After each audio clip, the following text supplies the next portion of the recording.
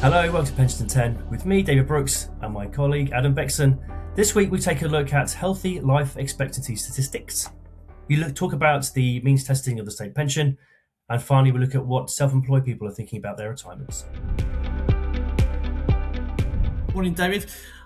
A few things to talk about this morning, but one of the things that I thought was really interesting was seeing some stories about healthy life expectancy. And I know there's sometimes a bit of confusion over what that means.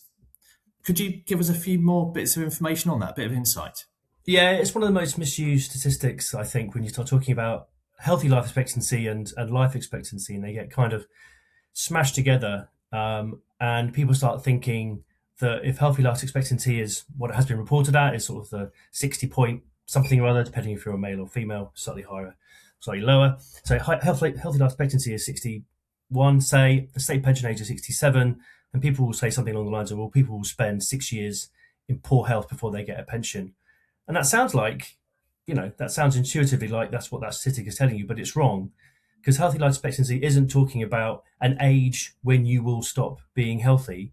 It's talking about how over someone's lifetime they will spend X amount of time in a healthy life. So it doesn't take into account that some people might have chronic illnesses and have a long periods in ill health, and some people might be healthy, and then just drop down dead.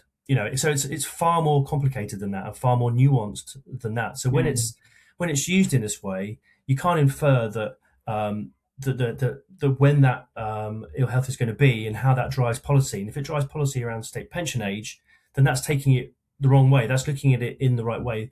The right way to look at healthy life expectancy in policy is to try and look at areas where people might have lower or higher healthy life expectancy, and then maybe even look at it the way that interacts with work limiting illnesses and that data around that. So where that sort of stops people being able to earn and work.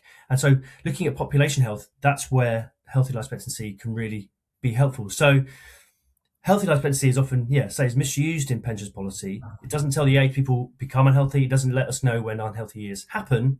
It just tells us the total amount of healthy life across the population. So if we're going to debate state pension age, these kind of things, then we need to use the right data. And this is it's a well misunderstood statistic. Actually, now you're talking about it, it also makes me think about planning. So if you're in a workplace pension scheme, you'll think, right, I've got X amount of years to save for retirement to get things ready. Might be a good idea to build in some bumps on the road that might happen, taking that into account. And I think that's one of the things that we don't always do. We often think about, I've got 20 years to retirement or 30 years or whatever it may be, and just assume that everything is going to be consistent along that track, when maybe building in some of those bumps in the road could be helpful. So it is a really good statistic to be out there to remind people that life isn't always the same all the way through. But I think you're absolutely right. Maybe it needs a little bit more framing to make it. We just need to be careful about when we're talking about state pension age, and we're not saying things like this will mean X years spent, and it might for some people. Yeah. It might be. I mean, and we can intuitively say, okay, later in life you're more likely to have some kind of illness, and that's going to impact you later in life, and you want to have.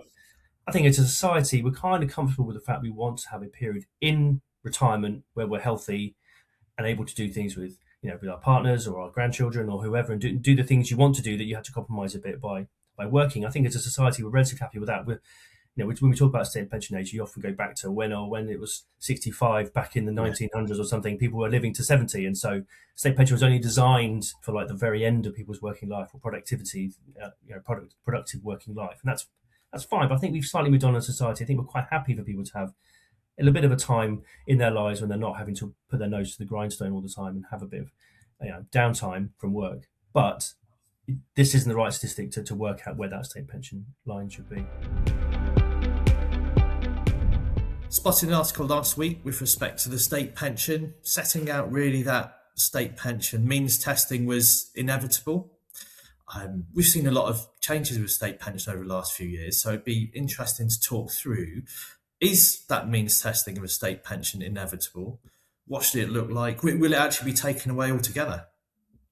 Well, state pension taken away altogether?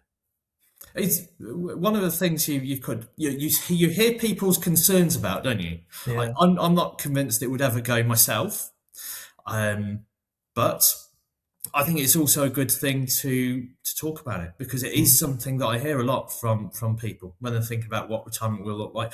Will they be able to retire?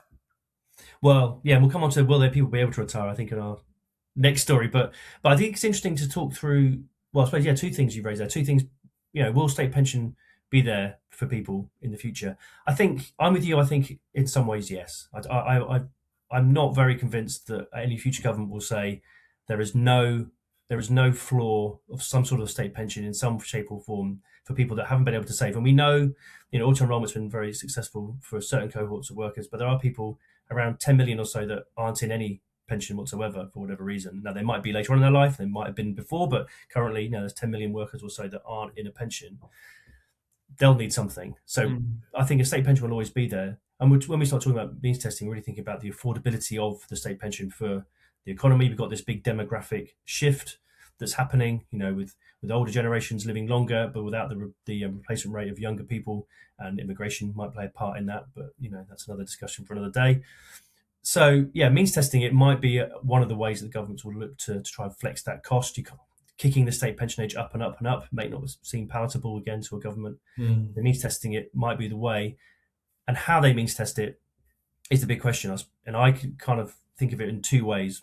First way, have a relatively small state pension, basic state pension, whatever you want to call it. I know we've got the new state pension 10 years on, but still call it the new state pension, giving Yeah, us sort of the, yeah. the basic amount, always set at really a low level, and then pension credit, housing benefits, these sort of things to help those that are renting into retirement, or those without any other means of income, to help them through. So have that as the flexi top up, or you leave things broadly as they are, but then use the tax system, use the other end. So if people do have more private savings, then they basically get taxed more. And we're sort of seeing that method being used at the moment with the frozen Mm. personal tax allowances, headlines about more and more people, more and more pensioners paying tax, and that being seen as a bad thing. I see it as a relatively good thing. It means they're earning more, and they've got more income even if they're paying some tax. So I think they're broadly the two ways you have to look at it. And I prefer, if I was to put my nickel down, I'd prefer kind of the taxation type way rather than Yeah. making it complicated. And the sort of the small state pension top up type way does clash with auto enrollment, which is pseudo state sponsored Mm. pension saving. Really, if someone's on the margins and a pound saved into a pension is a pound lost in pension credit, then that's hard to justify being in the pension. You'll get people opting out when perhaps they should be in. Absolutely.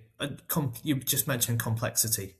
For me, the more complicated we make pensions, the less you're going to get people engaging with them and taking positive actions to give themselves good outcomes. So I always go towards the simplest option, Mm. because it's not just about how it works, it's about people's perceptions of it.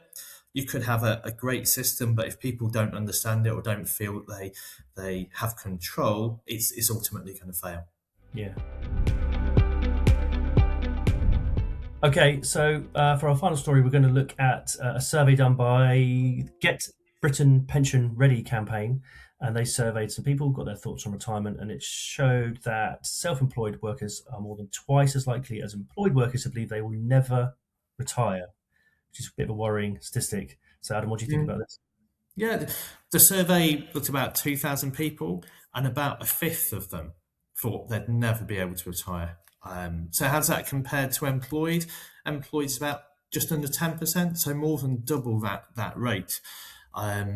Now, it did surprise me a little bit. A lot of people that I speak to who are self-employed will often say, "Right, my business is my pension. I'm building that up," without necessarily ever thinking, right, what does my business look like? What's the value of that once I'm no longer part of that?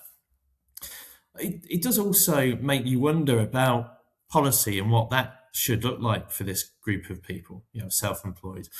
When auto enrollment came out, it was viewed as the first step of getting Britain saving more. Auto enrollment, as a rule, the headlines is it's been successful. I'd always kind of look at temper that response. It's got more people saving. It hasn't necessarily got people saving the right amount or understanding it. Came at a similar kind of time to freedom and choice, meaning you're helping people save up, but it might just end up being a later life savings pot. And without a bit of appropriate help and guidance, might not actually result in positive outcomes for people. But that's a bit of an aside. What we're talking about here is we do need to see some policy which is focused more on self-employed. And when we're looking at the pattern of young people coming into the workforce, is their experience of life going to be the same as ours? Are you going to see as many people find an employer, stay with that employer for an amount of time and work their way up? Or are you going to see more of an entrepreneurial approach to life, with more and more people fall into this self-employed group? I'd argue that may well be the case. So not as many self-employed people as employed. About 4 million self-employed workers in the UK. But it is still really important that policy does shift a little bit to have a look at this, I think.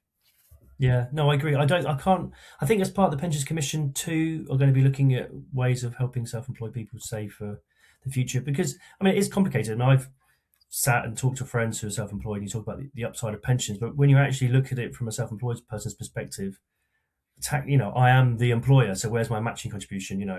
I can get income out of my company in a different way than employees can, which is more tax efficient.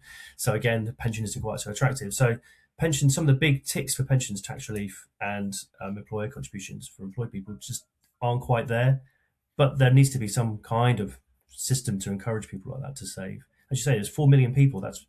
Expectation is that it's going to grow. That is a significant number of people in the country that aren't saving and don't think they're going to be able to go, or are going to use their business as some kind of collateral towards their retirement.